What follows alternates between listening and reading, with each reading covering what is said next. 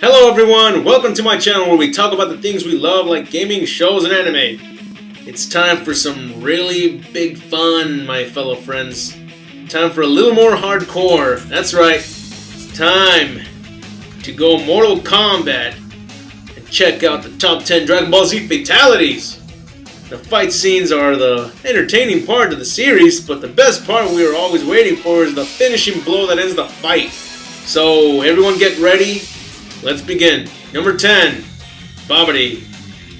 Babidi was an annoying magician that easily manipulated everyone to get what he wanted. So we hated him throughout every episode. He even manipulated Vegeta and had him go back to his evil ways and become Majin Vegeta for his own doings. We hated him even more for that. Then, just to make it worse, he easily controlled the strongest threat at the time, Majin Buu, and had him create chaos and destruction in countless areas. But once Goku took on Majin Buu as Super Saiyan 3, then told him that he shouldn't be manipulated by such a weak and annoying guy, we finally got what we were hoping for. Majin Buu listened and finally got rid of Babidi once and for all. But not just by using a ki blast, no. He went Falcon Punch on his face, then blew up his body. Number 9. Dr. Gero. Dr. Gero had created many androids, but the two androids he never wanted to awaken was androids 17 and 18. Luckily, he made himself into an android to avoid having to awaken them. But up until he went up against the Z Fighters and gave him no choice but to awaken androids 17 and 18. Once he did, it became his biggest mistake that costed his life. Android 17 pierced his hand through Dr. Gero's torso and then kicked his head clean off. But that wasn't all. He then finished him off by stepping on his head, putting an end to the creator. Number 8. Meta Cooler. Cooler went through some major punishment and was killed by being launched into the sun by his own attack. But even though he died, he was brought back by the Big Getty Star. This was Cooler's moment to get his revenge on Goku, which he did, but then he wanted more power by using Goku's and Vegeta's body to power up the Big Getty Star. But since Saiyans have an impeccable power, this overloaded the Big Getty Star and gave Goku and Vegeta the chance to strike back, and they sure as hell did. Cooler may have tried to fight back, but the punishment brought in by Vegeta and Goku throwing a ki blast going through Cooler's body, then exploding from the inside was a killer end for this cool guy. Number 7. Recoome. Recoome was one powerful foe that beat the hell out of Vegeta, Gohan, and Krillin. But once Goku came in, it was over for him. Recoome received a torturous end. Goku hit him so hard in the right spot to completely paralyze him and break every bone in his body. Sure, this seems pretty identical to how Goku took down Nappa, but Nappa was still somewhat fine. He just couldn't fully move a limb. But Recoome, on the other hand, was straight up knocked out. Then once Goku took him down, and then took down Burter, Vegeta finished him off with a strong ki blast while he could not move. Damn. Vegeta just loves to kill people while they can't move. Number 6. Super Buu's first victim. This was a very unexpected finisher. I mean, sure, the guy deserved it for what he and his partner had done, but damn was it gruesome. The new transformation of Majin Buu was already letting us know that this guy was going to be powerful as hell. But we did not know he was going to be crazier than before.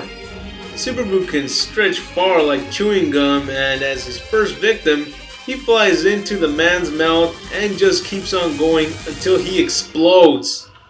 This definitely gets points for first kill. Number 5. Zarbon. Zarbon gave us a major surprise when he fought Vegeta and then revealed a secret transformation that helped him defeat him. But after doing the worst thing you could do to a Saiyan, helping him fully recover, giving Vegeta a Zenkai boost, worst mistake ever. Vegeta quickly got back at him and easily defeated Zarbon, but not by exploding him like his usual finishing move, but by punching through Zarbon's stomach and firing off a ki blast in him. Man, that must be a painful stomachache. Number 4. Guldo. Guldo got one of the worst ways to die, and not only a horrible way to go, but by the last person he would ever want to see kill him. While Guldo was caught off guard, Vegeta snuck in with an attack that sliced his head off. This was fucked up because Vegeta wasn't his opponent and the rest of his teammates didn't even do shit about it. You would have thought that they were friends, right? But no. Instead they continue with the rules even though Vegeta broke them by interfering and killing Guldo. Guldo did not even die right away. He was still alive, enough to see Vegeta was the one that did this to him, then get his head blown off. Vegeta, you're one fucked up Saiyan. Number 3, Burter. Is it me or did the Ginyu Force get killed in the most gruesome way possible? I guess Ginyu and Jis were the lucky ones of the squad that didn't make the list. But anyways, when we think of who got the worst way to die in the squad, sure it's a thinker. But in the end, you have to give it to Burter. Why is it that every time Goku jumps in to the rescue, he keeps paralyzing his opponents?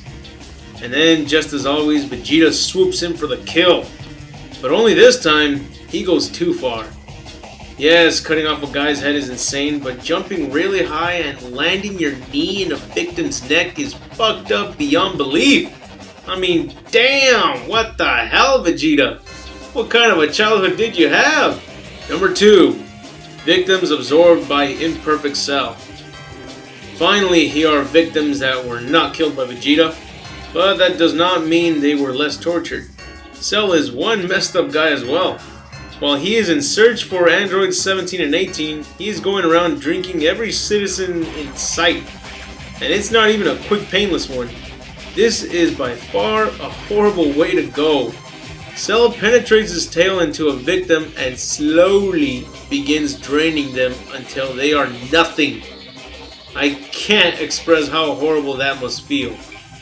It is a way nobody wants to go, and I'd take Vegeta's fatalities over this one anytime. Number 1, Mecha Frieza. So by now we've established that Vegeta is fucked up in the head. Clearly a psychopath gone good.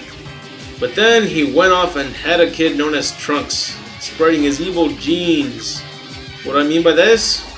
Trunks is a nice guy, but he's also just as fucked up as his father when it comes to his victims. Now, the only good thing about this is that Trunks finishes off his opponents in a very painful way, but they happen to be bad guys, so no need to worry, people.